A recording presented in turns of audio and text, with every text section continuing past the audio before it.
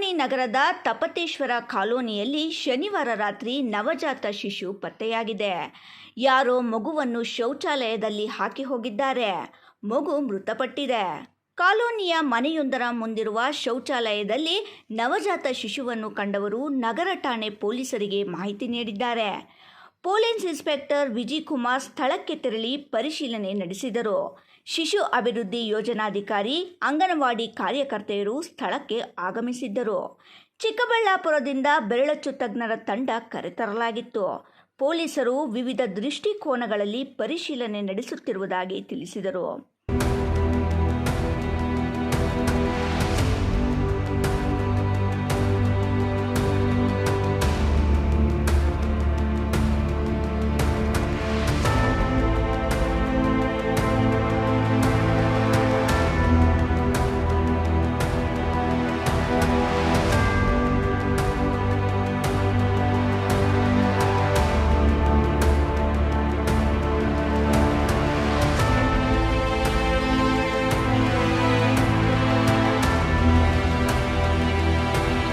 ಶೌಚಾಲಯ ಇರುವ ಮನೆ ಮಾಲೀಕರಿಂದ ದೂರನ್ನು ಪಡೆದು ಪ್ರಕರಣವನ್ನು ದಾಖಲಿಸಿಕೊಂಡ ಪೊಲೀಸರು ಮುಂದಿನ ಕ್ರಮ ಕೈಗೊಳ್ಳಲಿದ್ದಾರೆ.